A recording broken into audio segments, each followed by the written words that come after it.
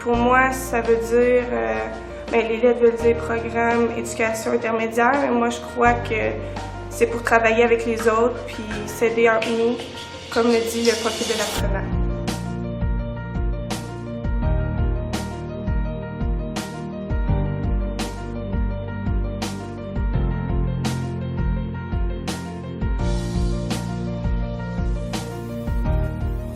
Ce qui m'a amené à m'inscrire au pays, je pense personnellement que c'est le voyage, honnêtement. Ça m'intéressait beaucoup. Puis aussi le fait que ce soit un groupe fermé puis qu'on soit tout le temps les mêmes élèves. M'amener à m'inscrire au PAI, c'est de vouloir en connaître toujours plus. Puis le fait qu'au PAI, on est une grosse famille, puis j'aime bien ce concept-là. Lorsque je suis venu à faire mes choix d'inscription secondaire, je voulais être sûr d'avoir une atmosphère qui serait apte à l'apprentissage, à une bonne réussite. Puis je voulais être avec des gens qui voudraient, comme moi, réussir haut la main leurs études. Donc, le choix logique qui s'imposait était le programme d'enseignement intermédiaire parce que c'est lui qui fournit la meilleure ambiance de travail, la meilleure ambiance qui est apte à une bonne performance académique. Puis c'est pour ça que j'ai fait le choix du PAI et je peux vous dire que mes attentes ont été comblées et que j'ai pas été déçu du tout par rapport à ça. La mission d'IB qui vise l'ouverture interculturelle, l'apprentissage continu, qui demande aussi aux élèves de développer une sensibilité pour développer un monde meilleur, respect des autres, tout en demeurant dans le vrai. Les contextes mondiaux sont des situations, des thèmes qui permettent d'orienter nos travaux. Donc, les travaux des élèves, on peut les orienter selon les différents contextes mondiaux. Il va y avoir, par exemple, identité et relations, orientation dans l'espace et le temps. Les contextes servent vraiment à voir tous les aspects des enjeux, des problèmes et aussi des solutions qu'on peut apporter au monde.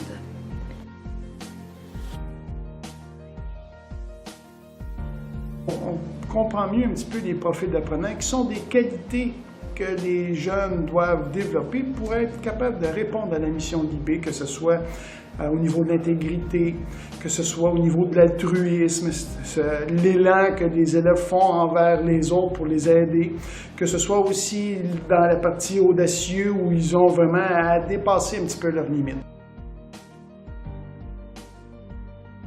Alors, le programme d'espagnol commence à partir de la 2e secondaire et se termine à la 5e secondaire. Les élèves apprennent l'espagnol donc pendant 4 ans pour un total de 200 heures d'espagnol. Ils vont apprendre à interagir, à comprendre des textes variés et aussi à écrire des textes variés sur des thèmes tels que la famille, l'alimentation, le restaurant, la maison, et ainsi parler de son passé.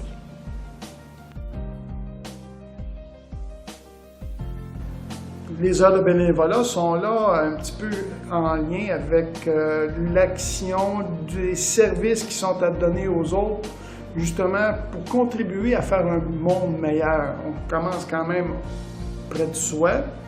Puis ce cercle-là, on vise de plus en plus à l'agrandir, c'est-à-dire qu'on investit du temps auprès de ses proches, auprès de sa communauté.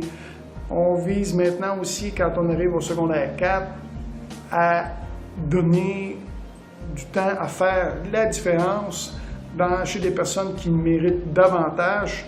Pas que si les gens ne méritent pas, mais on pense entre autres au voyage communautaire où on peut aller dans des pays en voie de développement, où là les besoins sont beaucoup plus importants qu'ici. J'étais en secondaire 2, on a fait la collecte de sang à Québec, à l'école, à Bernard-Garipi. Puis j'ai trouvé ça comme spécial parce que tu te rends compte que notre communauté, c'est pas juste. Les personnes ne sont pas seules.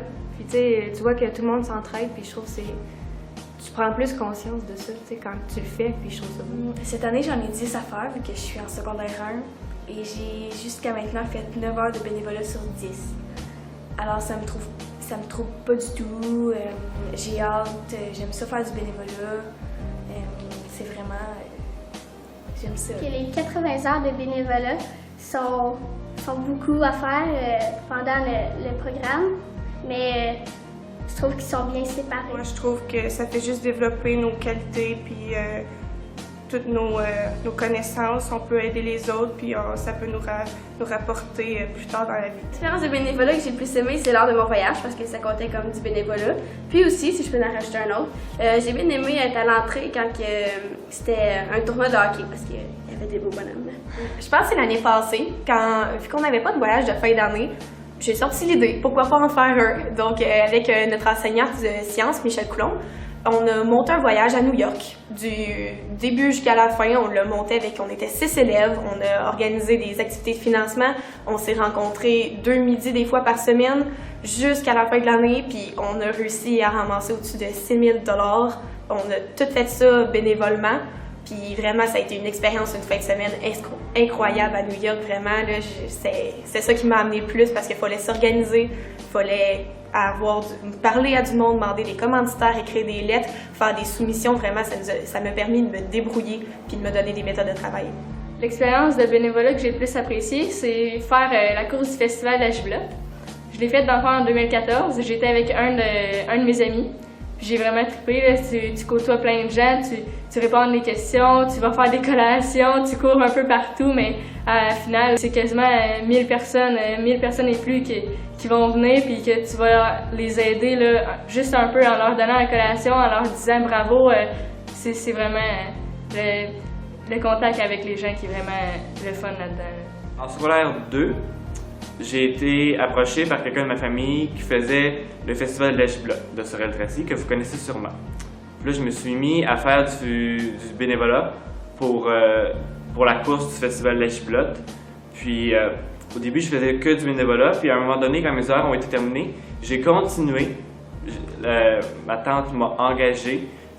Puis après ça, les gens du festival m'ont engagé pour le festival au complet. Puis ce qui a fait que je me suis décroché une job d'été formidable l'an passé. Donc, la morale de cette histoire-là, c'est que vous pouvez partir au début de quelque chose qui ne vous tente pas du tout, être accroché par quelque chose qui finalement vous motive un peu, puis en faire un projet qui va vous marquer pour la vie. Et je pense que si tu organises bien ton temps, si tu sais faire la part des choses entre tes études, ton sport, si tu en fais, ben ça va bien. Là. Moi, je fais du basket, puis j'y arrive bien. Oui et non, car c'est sûr qu'on pratique 3 fois par semaine avec le sport. Alors, on n'a pas beaucoup de temps pour étudier, mais quand tu es dans le sport, puis tu fais aussi le PEI, ben, tu vas souvent en récupération midi au local à la bibliothèque où tu peux faire des travaux en équipe ou à l'ordinateur. Est-ce que je trouve ça difficile, conciliation sport et études? Non, pas vraiment, parce qu'évidemment, c'est toute une question d'organisation de temps, mais si tu arrives à bien t'organiser, tu devrais être correct.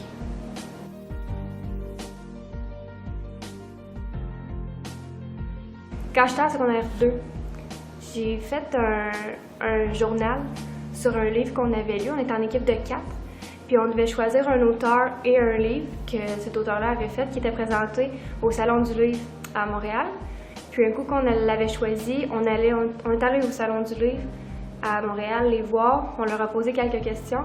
Puis après ça, chacune de nous, de l'équipe, on a fait un article, puis on a mis ça dans un journal, puis c'était vraiment le fun. J'ai vraiment aimé mes projets design en secondaire 2, mais je pense que celui que j'ai plus aimé, c'est vraiment celui avec la courte pointe. Vraiment, avec le français et l'histoire et l'art drame, l'art plastique.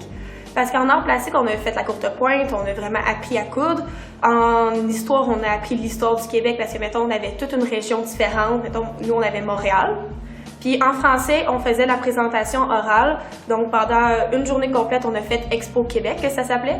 Puis vraiment, il y avait des jeunes, des personnes de toute l'école qui venaient nous voir. On faisait notre exposé oral sur Montréal. On présentait notre courte pointe, puis on avait fait des pancartes. C'était vraiment une belle expérience. C'est faire le jouet. On était en équipe de 2, il fallait créer un jouet pour des enfants. Puis nous, on avait créé, moi et la caméraman, un petit soleil avec des rayons qui se décollaient, c'était des chiffres puis des couleurs. Puis c'était vraiment le fun. On était en équipe de 2. C'est mon projet préféré. En 5e secondaire, les élèves doivent faire un projet personnel. Le projet personnel, c'est un projet qui permet à l'élève de se servir de toutes ses connaissances et nouvelles informations qu'il a appris tout au long de son secondaire pour faire un produit, un résultat qui part de lui. Donc, ça part de ses goûts, de ses intérêts, de son contexte personnel. Il décide ce qu'il fera comme projet. Moi, par exemple, mon projet personnel, c'est un exposé oral dans les classes de secondaire 1-2. C'est sur les maladies inconnues et rares du corps humain parce que j'aime la biologie, c'est ma matière préférée en sciences. Puis avec ça, je peux exploiter le domaine. Puis ma force, c'est les exposés oraux en français. J'aime ça faire ça, je suis à l'aise devant des classes. Fait que c'est pour ça que j'ai choisi ce projet-là. Mon projet personnel, c'est que je fais un tournoi de jeu. Puis les fonds, je vais ramasser les donner à SACEC, ceux qui organisent le pain partagé puis le panier de Noël. Parce qu'ils ont quand même besoin de fonds pour les élèves de l'école qui sont en difficulté financièrement. Mon projet, en gros, c'est que je voulais faire un comic manga sur l'homophobie parce que j'aime bien ça, c'est ce style de dessin. Et je trouve que l'homophobie, c'est quand même une cause qui est importante, puis ça n'a peut-être pas sa place dans notre communauté. Puis je dis qu'une personne, c'est une personne, bon, on se fout un peu de ça, un gars, une fille, c'est un gars ou une fille, t'sais. Donc, c'est pas mal pour ça que je l'ai fait. Dans le fond, le mien, c'est un porte ouverte au curling Auriel Racine. Dans le fond, celui à Sorel-Tracy. Je vais inviter les gens à venir essayer le curling, puis mon équipe, dans le fond, va aider. J'ai choisi de faire ça parce que je suis une joueuse de curling. Ça fait 8 ans que j'en fais. Oui, ça peut paraître un peu vieillot comme sport, mais ça, c'est juste des préjugés. Vous devriez venir essayer à la place.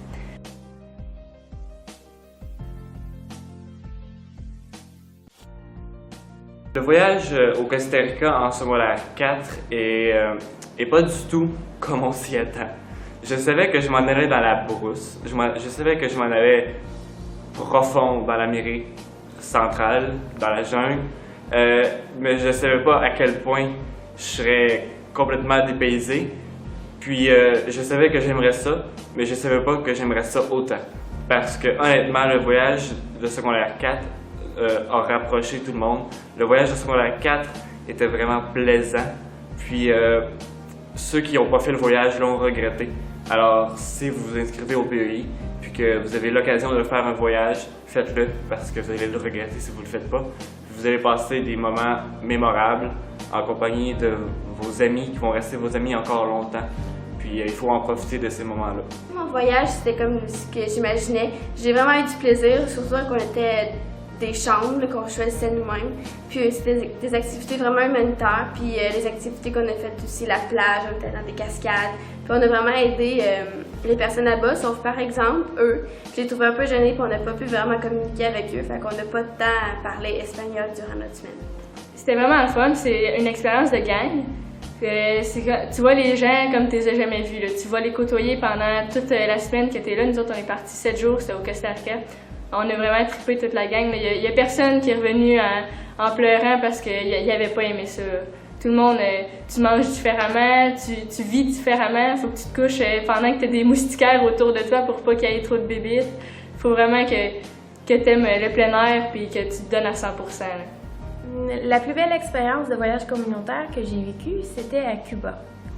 À Cuba, les élèves sont regroupés dans une école et chaque jour, ils reçoivent à l'école un jumeau cubain avec qui ils vont passer la journée et faire le travail communautaire. On va aller dans des usines pour faire la sélection des fruits et des légumes, mais on va aussi aller dans les jardins communautaires pour enlever les mauvaises herbes, par exemple. Mais en après-midi, on a des ateliers de danse, de musique et toujours avec les jumeaux. Donc, la semaine se passe vraiment en contact avec la langue espagnole, mais aussi en contact avec la culture cubaine. Le gros regret, c'est de ne pas être allé au voyage au secondaire 4. J'avais des raisons personnelles, mais à avoir lu les commentaires que j'ai entendus des autres, j'aurais très aimé être là pour voir ce qui s'est passé. Oui, je suis fière de mon parcours parce que c'est plus difficile que les autres, pas matières, mais les autres programmes, je dirais. Puis je suis fière d'avoir réussi à me rendre là parce que oui, j'ai des faiblesses moi aussi. Oui, très fier. Je trouve que c'est une belle expérience, puis je pense que j'ai donné mon maximum pour me rendre où que je suis à cette heure. Puis j'ai bien hâte d'avoir mon diplôme.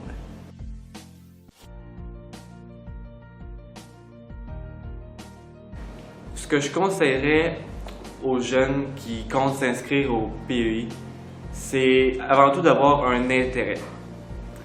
Sans nécessairement avoir un talent hors du commun, je crois qu'il faut avoir l'intérêt de vouloir apprendre et surtout l'intérêt de vouloir, à tout de moins, performer ou donner un effort substantiel. Il faut aussi avoir une certaine capacité à réfléchir, à sortir des sentiers battus, mais ça, c'est pas si important que ça à côté de l'intérêt, parce que ce sont des concepts que vous allez développer au cours de votre parcours. Ceux qui veulent s'inscrire au PEI, je pense qu'il faut surtout qu'ils aient de la persévérance, qu'ils sachent qu'est-ce qu'ils veulent faire avec ce petit cadeau-là d'être au PEI, parce que c'est pas donné à tout le monde. Comme conseil, je leur dirais juste de bien organiser leur temps, parce que sinon, avec des gros projets qu'on fait des fois, c'est difficile de tout faire à la dernière minute. Si tu trouves pas ça amusant d'être tout le temps avec les mêmes personnes, mais c'est peut-être pas pour toi, parce que ça fait depuis 5 ans qu'on côtoie les mêmes personnes, puis on aime ça être en gang. Tout le monde sait déjà avec qui va travailler parce que tu sais que c'est la meilleure personne, que c'est ton meilleur choix. C'est ça ta solution gagnante. J'aurais regretté de ne pas m'avoir inscrite, ça c'est sûr.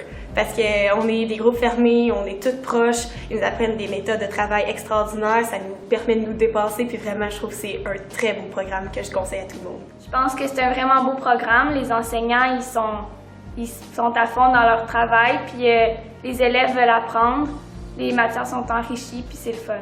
Moi, tout ce que je souhaite, c'est que les élèves, quand ils se posent la question au secondaire, quel parcours je devrais prendre? Le PEI offre, un peu plus de travail qui est graduel. Le PEI offre aussi aux enseignants une exigence supplémentaire. Mais ces exigences-là finissent en bout de ligne à devenir obligatoirement payantes parce qu'on n'investit pas dans le vide, on investit dans des jeunes, on croit à leur potentiel. Puis quand l'élève prend connaissance qu'il possède ce potentiel-là, même si oui, on pourrait parler du projet personnel qui pourrait faire peur à certains, quand l'élève part avec son potentiel puis qu'il fait confiance à son potentiel, c'est des choses qui nous surprennent à chaque fois qu'on va voir. À preuve, je fais partie d'une vidéo d'une élève, puis je suis convaincu, j'ai super hâte de voir le produit que ça va faire. Puis ça aussi, c'est quelque chose qui pour moi est vraiment le fun, puis que c'est pas pour aujourd'hui que je vais le voir, c'est dans le futur. Que vont faire mes élèves au PEI? Comment je vais entendre parler d'eux autres plus tard? Ça va être quoi leur impact dans leur environnement? J'ai vraiment hâte de voir ça. Tengo prisa de verlos aquí en Fernand Lefebvre y también en Bernard Garipi para este magnífico programa que se llama el Programa de Años Intermedios. Merci, puis bonne chance pour vos années au secondaire. Je vous souhaite bonne chance au secondaire, puis je vous souhaite d'aimer ça comme j'ai aimé ça. Merci beaucoup d'avoir écouté la vidéo de ma très chère amie Laurence, de l'avoir encouragée. Merci beaucoup de m'avoir écouté moi et j'espère que vous allez choisir le programme d'éducation internationale rendu au secondaire. J'espère que vous allez apprécier, que vous allez vivre de beaux moments et je vous souhaite une bonne continuité dans vos études au secondaire et après. Merci gang et lâchez surtout pas le programme parce que c'est malade, votre voyage vous allez capoter, c'est une belle expérience de vie. Vous allez tous vous connaître entre vous. Bonne chance!